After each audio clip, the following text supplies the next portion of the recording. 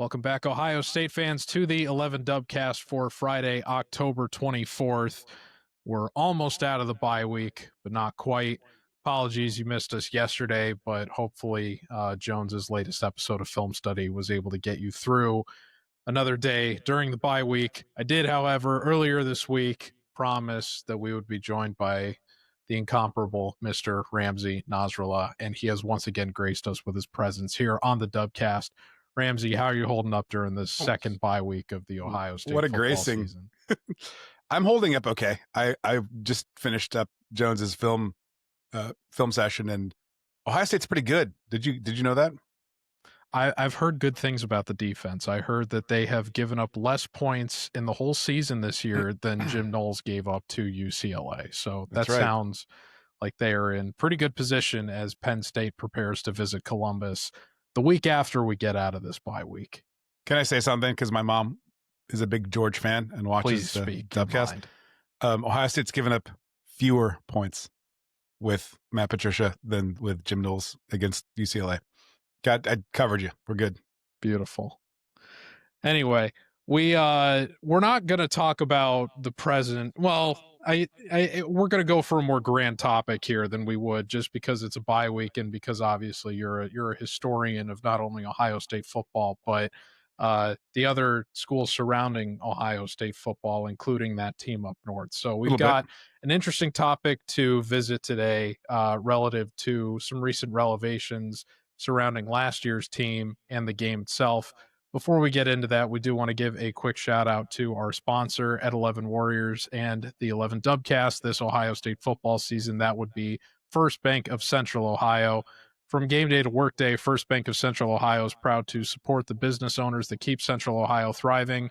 They're locally owned, business focused, and always in your corner. Give them a visit at fbcentralohio.com. So, Ramzy, there in the bye week that we've been waiting out for Ohio State's football to return, we have gotten a new book from former Columbus Dispatch writer Bill Rabinowitz that has provided some revelations into what happened in the aftermath of Ohio State losing to Michigan last season and the kind of mentality shifts that went into the work and execution that allowed them to go on the run in the college football playoff that yielded the national championship for the Buckeyes last season. With that, and people had been kind of making this point even as soon as the national championship had been won, but the book and the details within it has kind of reignited a conversation among Ohio State fans about would Ohio State have won the national championship last year had they not lost to Michigan? Was losing to Michigan a necessity? And further out of that came the discussion with is the game no longer as important as it used to be, given that it no longer holds the same ability to ruin a season as it perhaps once did, with previously being somewhat of a gatekeeping of a team from winning the Big Ten title, whether outright or in the net or in the championship game, and then ultimately making the postseason or the national championship. With the expansion of the playoff, teams are now afforded even as many as a couple or even more losses and are still able to make the postseason and make a potential run for the national title.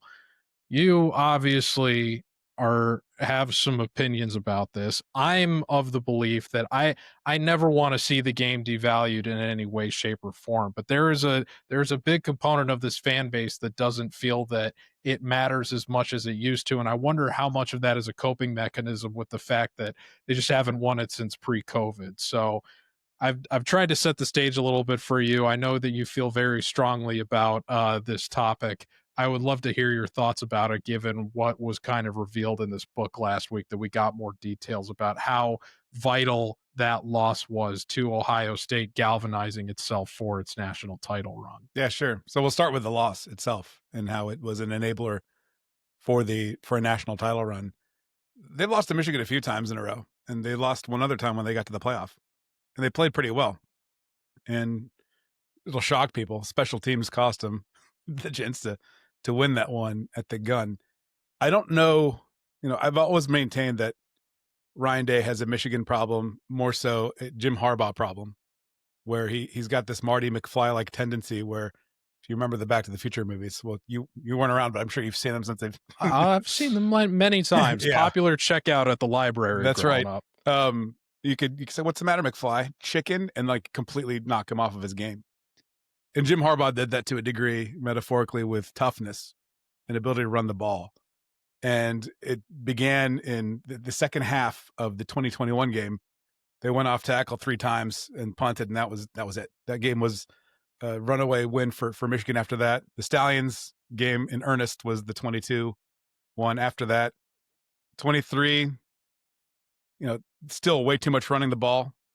And then last year, obviously, like, you've got a team starting Davis Warren at quarterback. You've got a defense that doesn't have its full complement of starters. Ohio State had Carnell Tate, Emeka Buka, Jeremiah Smith. They had a mostly concussed Will Howard, but shouldn't really matter.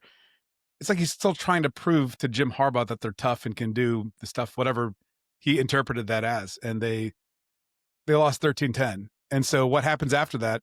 I have the book. I haven't read all of it. I've seen the excerpts. And it sounds like the well-traveled story of what happened after the game. Not that day, but that weekend when because they knew they were in the playoff. They were not playing for their playoff lives. They're playing for seeding, and they're playing for a trip to Indy. It sounds like the players were like, "Why do you keep asking us to do what Michigan's good at instead of what we are good at? What are we doing here?" And I'm paraphrasing a bunch of the excerpt. And Ryan Day said something about winning the rushing battle, which I could turn that into 3,000 words really quickly. Teams that win that game win the rushing battle in large part because if you're winning, you're running out the clock, you run the ball more. And you called me a bit of a historian. I know mostly about what happened well before I was born and since Lucid. So I can tell you all about the Snow Bowl, which is way older than me. And I can tell you about the games that I've been to and saw. In 1997, Ohio State played to win and lost to Michigan. Michigan won the national title. Michigan had 42 yards on 42 carries in that game. And Ohio State lost because Stanley Jackson threw the worst pick six you'll ever see in your life. He also threw an interception in the end zone. And they decided to punt to Charles Woodson, special teams, and give him the Heisman Trophy. Ohio State dominated that game, and they lost it like three very stupid plays. Nothing to do with winning the rushing battle. You win the game by having everyone settle in, by having the most points. That's how you win every football game. And you should score those points the best way you know how to do it. And running inside zone to pick up a statistic that can be misinterpreted is not how you beat Michigan. It's how you lose to Michigan. It's how they lost to Michigan. Jaden Fielding missed a couple field goals. They lost to Michigan on the plays that didn't take place on fourth down. And so it sounds like from the excerpts of that book that the players were like, dude, what are you talking about? People hate that. This is why players end up revolting on coaches. And to Day's credit, he was like, you know what? My bad. Let's not do that. Let's play the kind of football we're really good at instead of the kind of football that Jim Harbaugh prefers to play. And you saw that from the outset. Ohio State was up 21-0 in 10 minutes against Tennessee. They were up 34-0 in the second quarter in the Rose Bowl against Oregon. By the way, we have a t-shirt you should go buy if you listen to this. It's called "They Were Up 34-0 in the second quarter." It's a good shirt. Then they played Texas pretty evenly, but they were never out of control of that game. And then the Notre Dame game, we all saw what happened there. So when Ohio State plays the kind of football that Ohio State's capable of playing, then they're usually going to win far more often than not, especially against Michigan theoretically, but we haven't seen them do that since 2019. That was the last time Ohio State went to a game in Ann Arbor, and they played the way they had prepared for, and they played to their strengths instead of to Michigan's. So I guess the next question is the Michigan game less of a concern where Day is coaching? Is he going to try to prove points again? Is he going to try to, like, you know what, I got to show the head coach of the Los Angeles Chargers we can be an inside zone team. That could happen. I can't tell you it won't. I don't think it will, but like, we'll all find out together in a little over a month. So it's concerning until it's not concerning. And right now it's still concerning. Now, is the game losing its value or its importance? I think we need to split up a couple things. Is it losing its importance to the postseason? Categorically, yes. Ohio State's season ended several times in my lifetime because of the Michigan game, and their bowl record reflected it. They were trying to get to Pasadena under the old system, and they would choke in the final game, and then they would end up playing a game that they didn't want to be at, and they would generally boot it. The 1996 team comes to mind. They went to the Rose Bowl, but they lost the national title because they let a massive underdog off the hook at home. The 96 game reminded me of last year. That neither of those games should have ever gone that way. And then there were some others. Let's not like relitigate it. The point is that now the postseason still, Ohio State's been to the playoffs more in the 2 of the last 3 years after having lost to Michigan. So yeah, it's lost there's a chance to come back from it. Has it lost its importance and its meaning? Categorically not. You can't extricate that from the religion of Ohio State football. You can't remove it from the stadium. There's a reason that the rotunda has maize and blue flowers and squares on it. That's an homage to something that's way bigger than the college football playoff. You can't take that out of Carmen, Ohio. It's written on a train on the way back from Ann Arbor after losing 86-0 well before everyone was born. That is in the marrow of Ohio State's college football seasons every single year. You cannot say that it's losing its value to college football. By the way, if you want to get rid of rivalries and the stuff that makes college football interesting, you're going to end up with Junior League NFL, which is mostly bad football. There's like 12 to 15 teams that are watchable on a weekly basis.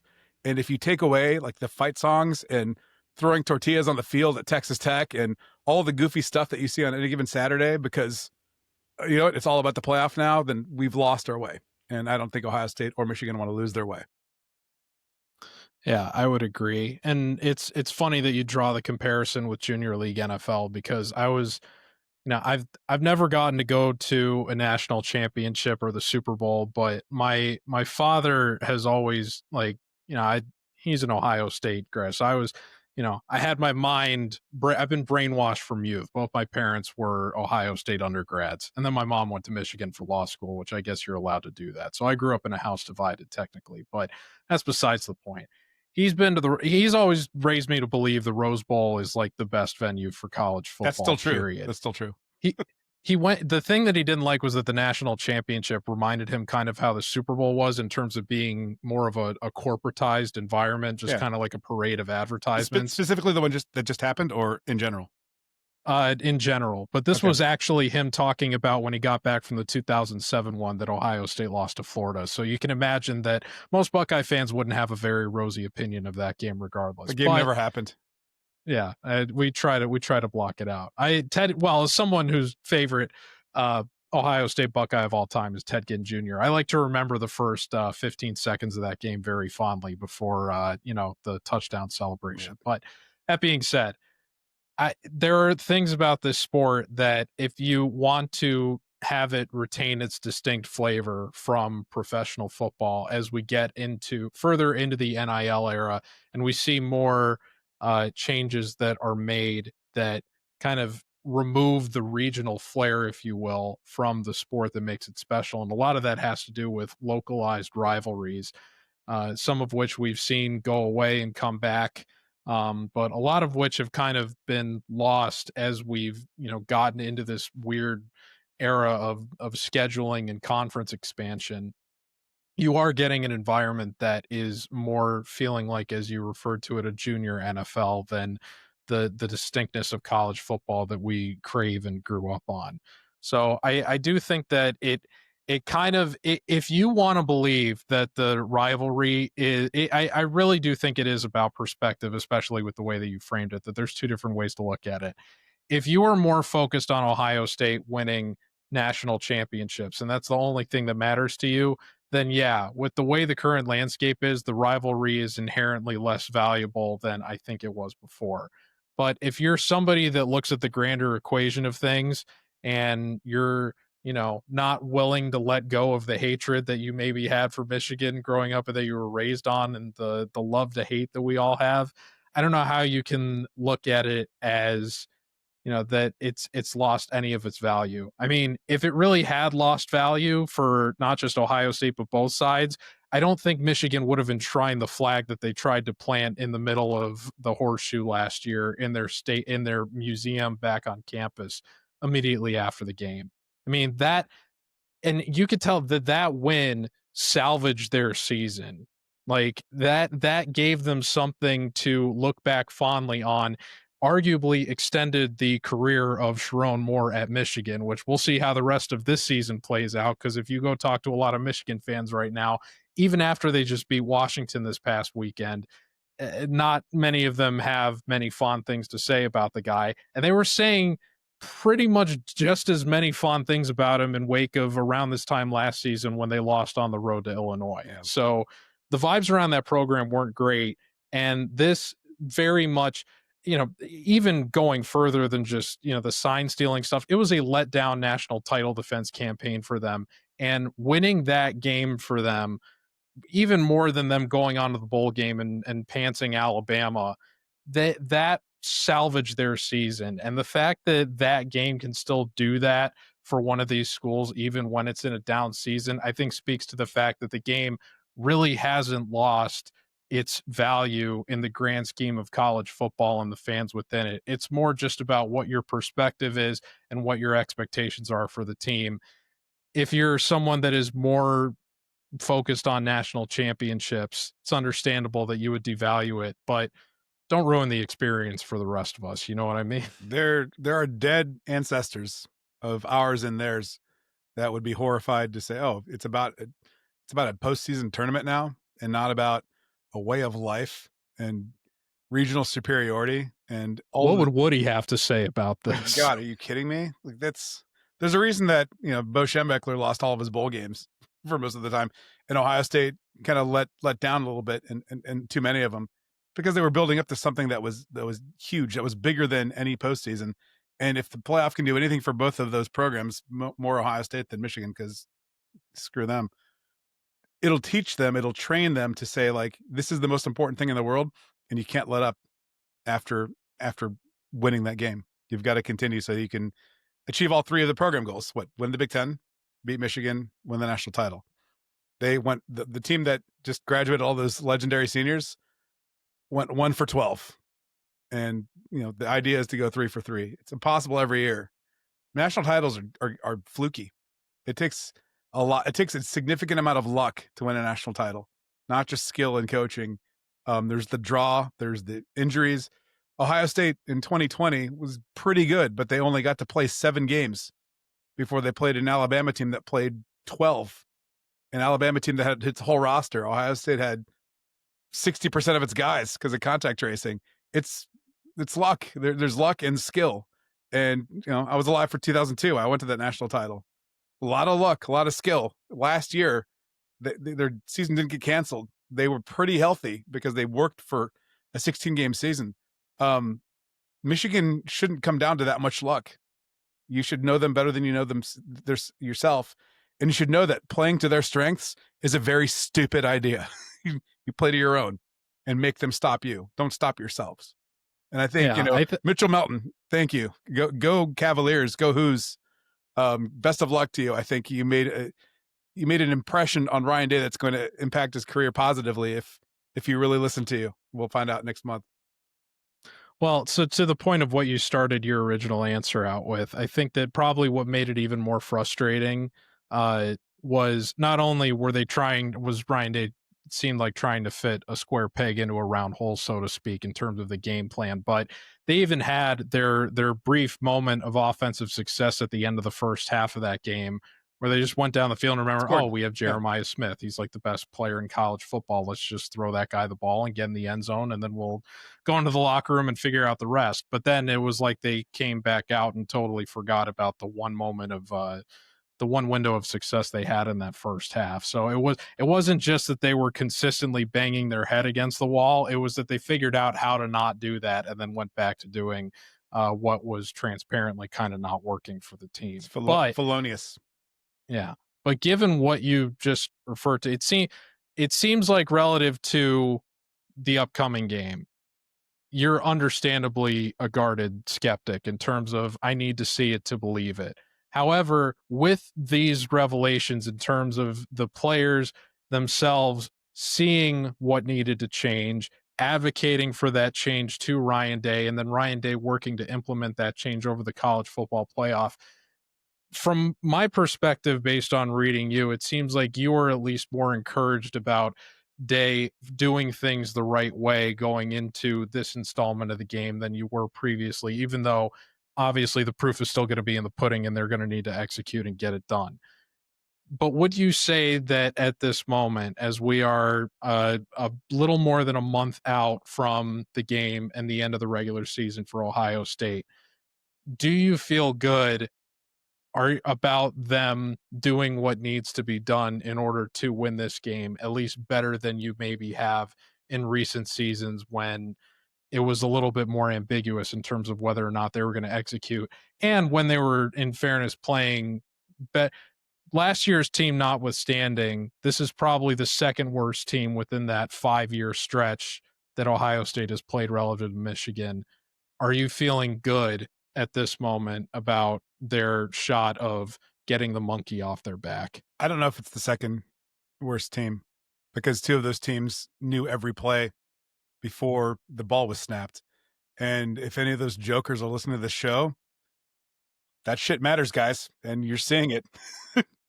If you look at your pros, they don't seem to be quite as good as they were projecting out to be. I think, hey man, JJ McCarthy is hurt right now. You know, he'll come back. Getting owned by Carson Wentz. The is Ryan Day? Does he need to learn the same lesson 4 times? Put differently, I don't think he needs to. I don't think he wants to, and I think that forward game run changed the complexion of the lesson he learned the 3rd time. And so the fact that it's now memorialized in a Rabinowitz book and that people talk about it openly and not just, if you look at my last 3 post-Michigan columns on 11 Warriors, it's more impactful coming from players. Stop trying to beat Jim Harbaugh at Jim Harbaugh's game, even when he's no longer there, even when he's not on the sidelines, he's no longer the coach. He kept doing it. If you have to say it again, if he does it again, then my God. But I think about the guy that's learned the lessons of the past. It hasn't even been a year. And then the offensive coordinator from the 2018 team who looked at Don Brown playing a very arrogant version of man defense and revealing that they could just mesh them to death and throw to a guy who I think people thought his name was pronounced Olave because he'd never been referred to during a game. He ended up blocking a punt and catching 2 touchdowns. 62 points. Then he takes over the program and they're like, you know what? You can't stop us. So we're going to run what we've run all year. Maybe a slight wrinkle you can't even remember now. Just blew their doors off. Then he mentioned like hanging 100 on him. What happened to that guy? What happened to that guy was someone Marty McFly'd him. and that's the only explanation I have for it. And there's the Stallion stuff, which I will fully, demarcate for the 2022 game. 21, the defense was garbage, and 23, Ohio State played to lose. Let's not relitigate that. I think that he should go into the game coaching Ohio State to win Ohio State's way and relying on a defense that's been pretty good. So, do I have anxiety? I've had anxiety for every Michigan game that I can remember. So even the ones where like Rich Rod and some of the Hoke, it's like, yeah, I'm going to be a basket case like I always am. That's why this does not lose any importance with this college football playoff, because tell a person, hey, it matters less, calm down. It's not going to work. Yeah, I mean, I wrote off going into last year's game as I didn't see them losing, and the fact that they somehow managed to finagle a loss out of that situation has left me inherently skeptical until they right the wrong. Yeah, I gotta see it. Although, well, I shouldn't say inherently skeptical because that sounds outright negative, like I expect them to lose, but it's guarded skepticism, as I alluded to earlier. You want to see it happen, but you need to see it happen in order for it to right the emotional wrong that we had coming out of that. So but I feel good given the way things have trended, not only with, they willing to adapt offensive mentality relative to not only the best teams that they're playing, but now it seems like ideally that's going to be the case with the Michigan game. But as we said off the top too, I mean, this defense is historically brilliant. Like, it's somehow better than even last year's unit was. And I don't know how many people would have outright anticipated that going into the season. you just hope that Bryce Underwood doesn't suddenly metamorphosize into, an accurate passer. And I guess we'll just leave it at that for now. Yeah. But thankfully, we've got a handful of weeks, and Ohio State still has to take it one game at a time. But we figured during the end of this bye week, it would be fun to look ahead. And given the conversations with the release of that Rabinowitz book, it would be fun to kind of explore what needs to change coming out of last season and just kind of what the state of the rivalry is to get us through the bye week. Thankfully, we'll have game week back next week, and Ohio State will be welcoming Jim Knowles back to Columbus on the heels of a reeling Penn State season. They did just lose to Iowa in a heartbreaker. So this is pretty much going to be Penn State's Super Bowl. I just don't know how geared up for it they're going to be. So I feel pretty good about their chances in that one too. I'm more scared of UCLA than I am of Penn State at this moment, but we'll see if anything that comes to light over the course of next week, whether it be through previewing the game or anything Jones can uncover for us with his film study work. We'll see if I get any more scared. But until that happens, enjoy week 9 of college football, and the Dubcast will be back Monday morning with Chase Brown to recap anything crazy that happens from week 9 of college football. Until then, thank you to our sponsor, First Bank of Central Ohio. And Ramzy, thank you for, as I alluded to earlier, gracing us with your presence once again. You're welcome, peasants and Dubcast. listeners, and George. They lap it up, man. They love it. They can't get enough of Ramzy. And we're grateful to have you here always, anytime you want to come back. So we'll be back next week. Enjoy the weekend. Go Bucks, and we'll talk to you Monday morning. Cheers. Take care, folks.